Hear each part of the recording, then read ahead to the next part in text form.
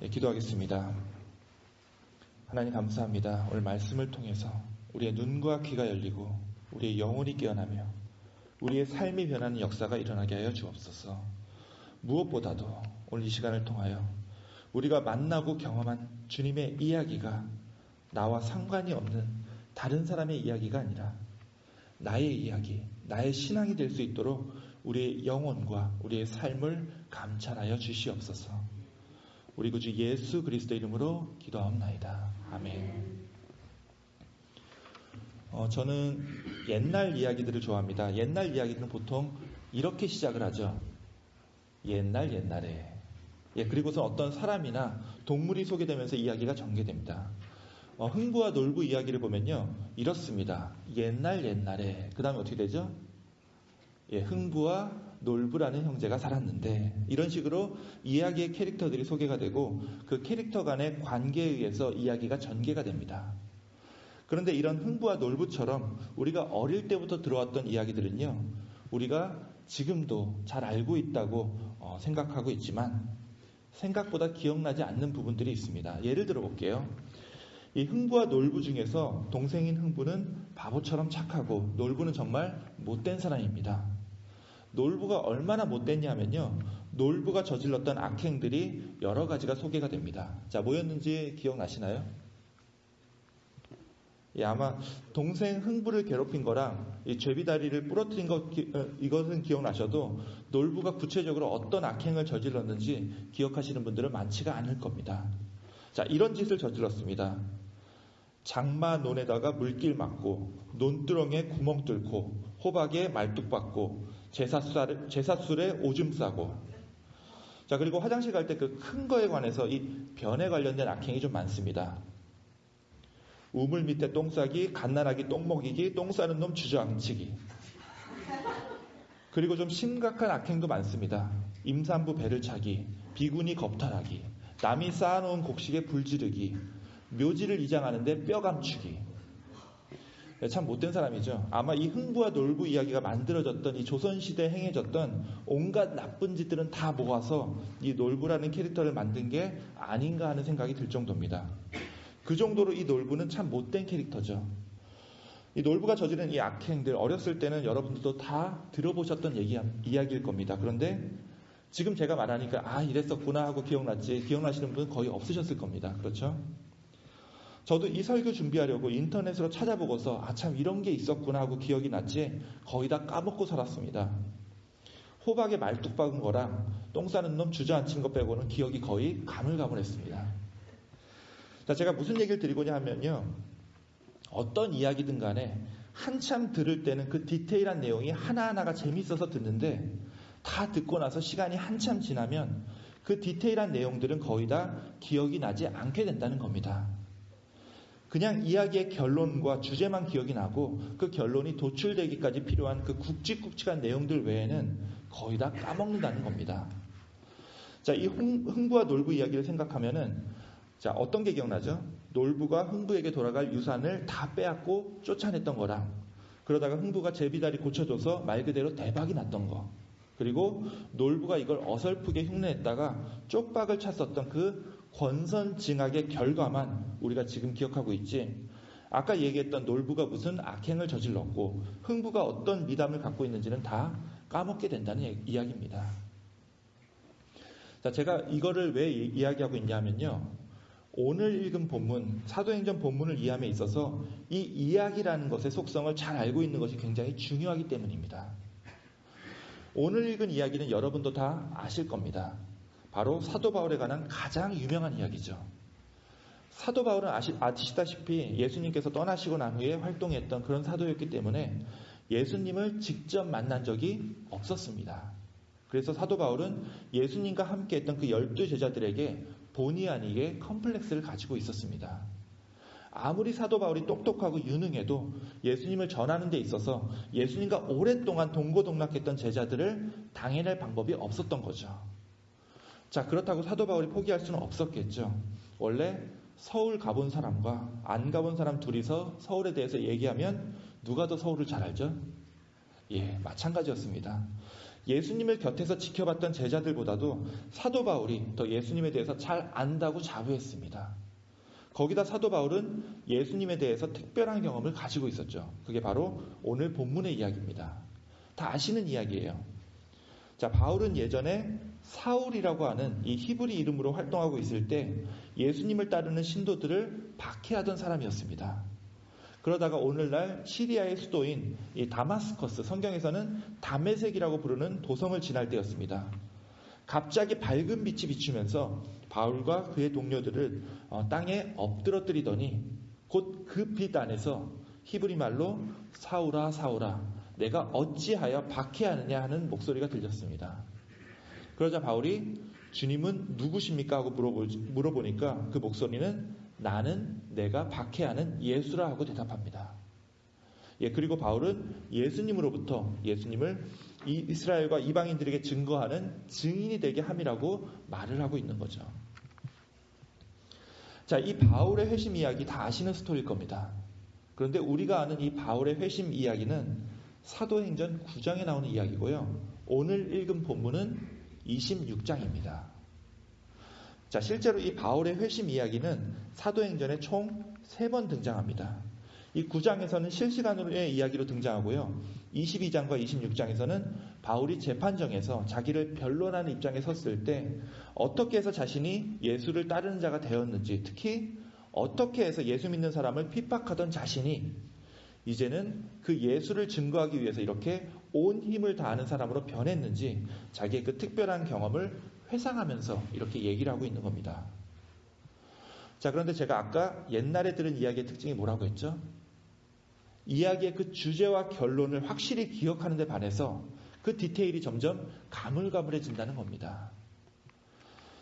자, 그런데 이것은 내가 어디선가 들었던 남의 이야기뿐만 아니라 나의 이야기일 때도 마찬가지예요.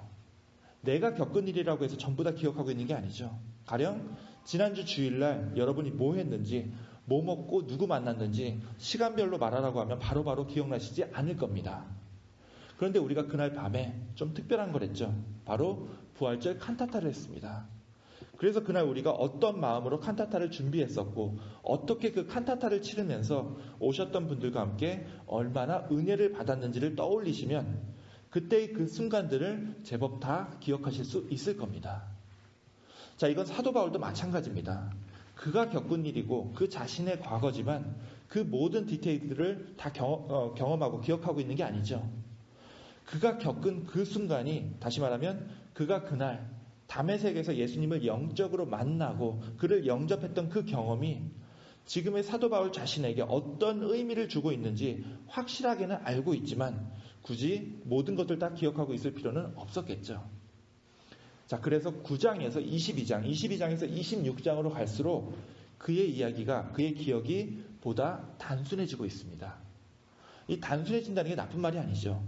과거를 회상하는 그의 기억 중에 덜 중요한 것은 점점 희미해진다는 거고요. 보다 중요한 것이 더 뚜렷해지고 지금의 나 자신을 만드는 그 기억에 더욱더 집중할 수 있다는 겁니다.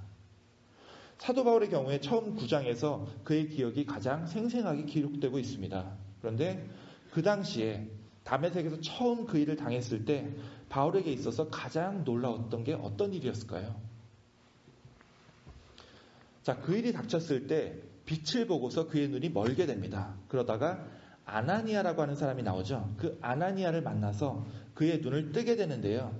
사람이라는 게 당연히 그런 기적을 경험하는 게 가장 신기하고 놀랍습니다. 그래서 9장에서는 이 기적의 이야기를 제일 생생하게 기록하고 있습니다. 자, 그런데 재밌는 건요.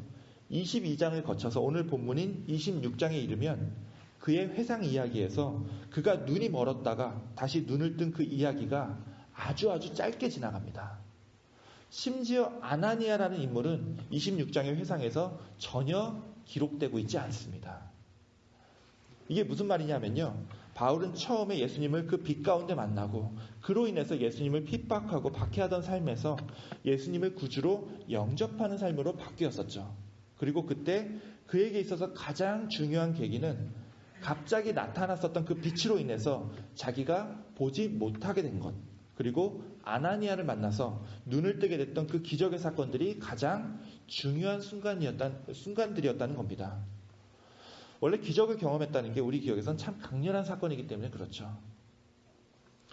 그런 줄 알았는데 그가 수십 년을 예수님을 위해 헌신하며 사도로서 살다 보니까 자기가 기억하는 그때의 경험이 좀 다르게 느껴지더라는 겁니다. 그때는 보지 못했다가 눈을 뜬 게 참 신기하고 놀라운 그런 사건이었었는데 훨씬 많은 시간들을 겪으면서 예수님을 위해 헌신하다 보니까 그 기적이라고 하는 게 오히려 부수적이고 더 중요한 것은 따로 있었다는 거예요. 자, 그 중요한 게 어떤 거죠? 바로 예수님의 이 말씀입니다. 내가 내게 나타난 것은 곧 내가 나를 본 일과 장차 내가 내게 나타난 일에 너로 종으로 그리고 증인으로 삼으려 합니다. 내가 예수님과 만난 이야기에서 기적이 중요한 게 아니죠. 그 기적을 일으키신 예수님이 더 중요합니다. 예수님이 나에게 해주신 말씀이 더 중요하죠. 예수님이 보여주신 기적은 와 신기하다. 이게 답니다. 실제로 우리나라에서 1970년대 그리고 80년대, 90년대 초반까지만 해도 병 고치고 기적 일으키는 게 엄청나게 유행했었습니다. 심지어 이제 다른 교회를 다니고 있는 교인들끼리 만나서 하는 얘기가 우리 목사님이 지난 주일에 어떤 병을 고치고 무슨 기적을 보여줬다. 우리 목사님이 다른 교회 목사님들보다 더 능력이 있는 것 같다. 진짜 이걸로 교회가 경쟁했던 시절이 있었습니다. 제가 그 시절에 목회했으면요. 물론 그런 시절에 목회할 마음도 없었겠지만 저는 조그마한 기적도 못 일으키고 기도해서 누구 병을 낫게 하는 목사가 아니기 때문에 아마 가장 능력이 없는 목사가 되지 않았을까 싶습니다. 그런데 그런 능력도 하나 없는 이 목사가 이렇게 여러분 앞에서 말씀을 전하는 이유가 따로 있죠. 바로 이 이유입니다. 기적이라고 하는 것은 하나의 계기지 그것 자체가 내 삶을 온전히 결정하고 변화시키는 것이 아니기 때문에 그렇습니다. 이 기적의 이면에 나를 주님의 종으로 증인으로 불러주시는 그 주님의 말씀이 있었기 때문입니다. 그 말씀이 있었기에 내가 주님만을 따르고 주님을 위해서 헌신한다고 결심하고 그 결심대로 살아가려고 노력하고 그럴 수가 있는 거죠. 제 어머니께서도 이제 처음 교회에 나오게 된 게 병 고치기 위해서였습니다. 당시에 병원에서 병을 못 고쳐주니까 교회 나와서 예수님 붙들고 병 고쳐달라고 했습니다. 결과적으로 병도 고쳤고요. 덕분에 신실하신 저희 아버님 만나서 지금까지도 신앙생활 잘하고 계십니다. 그런데 어머니께서 신앙생활을 시작하셨던 그 이야기를 들어보면요. 처음에 그 병 고치려고 교회 나왔던 건 맞지만 그 이후에 이제 50년 가까이 신앙생활을 유지하신 이유가 그때 그 병 고침 받았던 그 기적 때문만이 아니고요. 저희 어머님을 불러주시고 다른 사람들에게 이제 그 춤과 율동으로 부활하신 주님의 복음을 전하도록 했던 그 주님의 말씀에 힘입어서 평생을 신앙 안에서만 사시고 두 아들을 목회자로 키우기 위해서 그렇게 노력하셨다는 겁니다. 여러분도 마찬가지죠. 여러분은 지금 사도 바울처럼 부활하신 주님의 종으로 주님의 증인으로 부르심을 받은 주님의 제자들입니다. 여러분들께서 어떤 계기로 어떻게 주님을 만나서 이 신앙의 길에 들어섰는지 제가 일일이 알지는 못합니다. 여러분이 주님을 만났던 건요. 여러분만의 경험이고 여러분만의 기억이며 여러분만의 이야기입니다. 여러분이 갖고 있는 여러분만의 그 신앙 경험을 다른 사람들에게 나눠주고 전하는 것이 우리가 흔히 말하는 복음의 전도라는 거예요. 자, 전도라는 게 그렇게까지 어려운 게 아니죠. 여러분들이 만났던 그 주님과의 경험을 다른 사람들에게 이야기하는 것이 전도입니다. 어려운 신앙 얘기하고 교리 설명하는 게 전도가 아니라는 말씀이에요.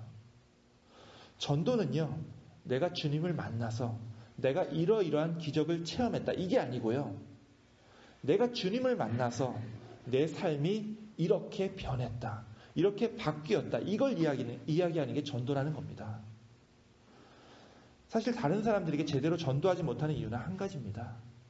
내가 주님을 만나서 내 삶이 변했다는 것을 이야기하고 보여줘야 하는데 내 삶이 그렇게까지 변하지 않았거든요. 내가 예수님을 만나고도 내 삶이 제대로 변하지도 못했는데 누구에게 예수님을 증거할 수 있겠습니까? 자, 예수님의 부활을 경험했던 그 제자들도 마찬가지였습니다. 제가 지난주에 말씀드렸죠. 예수님을 만나고 그들의 삶이 변했습니다. 이전에는 찌질하고 자기 목숨 부지하기도 바빴던 제자들이요, 자기들이 한번 버렸었던 그 주님을 증거하기 위해서 자기들의 온 생을 바치고 그들의 목숨까지도 바치는 그런 충성스러운 삶으로 그들의 삶이 변했던 겁니다. 당시 기록을 보면 예수님의 제자들이 몇 마디 설교도 하지 않았는데 엄청난 수의 사람들이 회개하고 예수님을 믿기로 영접했다고 기록되어 있습니다. 자, 이게 근데 말로 설득된 게 아니죠. 그들의 변화된 삶에 설득된 겁니다. 그들의 변화된 삶으로써 예수님이 부활하셨고 지금도 살아계시다는 것을 그들이 증거했다는 거예요. 바울도 마찬가지죠. 다른 제자들과 달리 그는 직접 예수님을 뵙지 못했지만 그는 누구보다도 더 많은 교회를 세웠고 더 많은 사람들에게 복음을 전파했습니다. 재밌는 건요, 그가 교리로 말로 설명할 때는 사람들이 납득은 했지만 근본적으로 마음이 변하진 않았었습니다.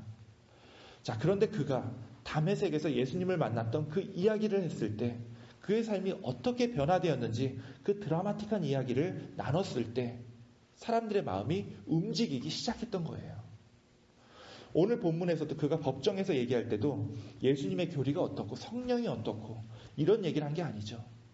그가 부활하신 예수님을 어떻게 만났고 어떻게 그의 삶이 그렇게 극적으로 변화될 수 있었는지 그 자신의 이야기를 나눈 겁니다. 그리고 그 이야기는 2000년을 지나오면서 수많은 사람들을 변화시켰고 지금 우리의 삶까지도 변화시키고 있습니다. 이제는 우리 차례죠. 지금은 예수님의 부활을 경험했던 제자들도 없고요, 예수님을 영적으로 만나 뵀던 바울도 더 이상 우리 곁에 남아있지 않습니다. 이제는 우리가 부활하신 주님을 증거할 차례예요.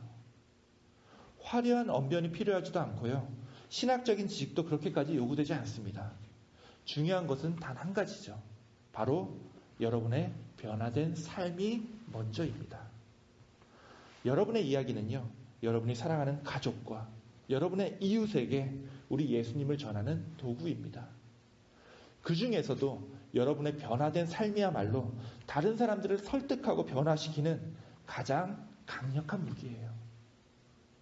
그런데 여러분이 그리스도인으로서 그 강력한 도구를 제대로 사용하지 못하고 그저 입으로만, 그저 말로만 교회 좀 다녀라, 그리스도인이 되라, 이렇게 얘기해봤자 공허한 메아리가 될 뿐이라는 거죠. 여러분의 삶이 변화되었을 때 비로소 여러분의 신앙의 열매가 맺히기 시작되는 겁니다. 지난주에 우리는 부활절을 보내면서 우리는 주님의 부활을 축하하고 기념했습니다. 자, 오늘 이 시간 다시 한번 여러분들께 선포합니다. 우리 주님께서 부활하셨습니다. 그리고 그 부활하신 주님은 여러분을 찾아오셨고요, 여러분의 삶을 변화시키고 있습니다. 오늘 이 시간 우리가 만난 그 부활하신 주님을 우리의 삶 속에서 우리의 변화된 모습으로 다른 사람들에게 증거하기 원합니다. 그리고 새롭게 시작되는 이번 한 주, 주님께서 우리에게 맡기신 그 사명들을 온전히 감당하고 우리가 마주치는 모든 사람들을 지혜롭게 섬기면서 여러분의 삶 속에 이 부활하신 주님을 나타내고 증거하시는 여러분 모두가 되시기를 주님의 이름으로 축원합니다. 기도하겠습니다. 하나님 감사합니다. 죄와 사망의 권세에 억눌려 살고 있는 우리들을 만나러 와주시고 우리를 불러주시고 우리의 삶을 승리와 기쁨의 삶으로 변화시켜 주시는 은혜에 감사를 드립니다. 오늘 이 시간 우리가 간절히 바라옵기는 우리가 만난 주님을 우리의 이야기로 증거할 수 있도록 우리의 삶을 온전히 변화시켜 주옵시고 우리가 누구를 만나든지 또 무엇을 하든지 더욱더 용기를 내서 부활하신 주님을 증거할 수 있도록 주님께서 우리와 늘 함께하여 주시옵소서. 이번 한 주간을 또 주님께 온전히 맡기오며 우리의 소망이 되시고 우리의 참 능력이 되시는 우리 구주 예수 그리스도의 이름으로 간절히 기도하옵나이다. 아멘.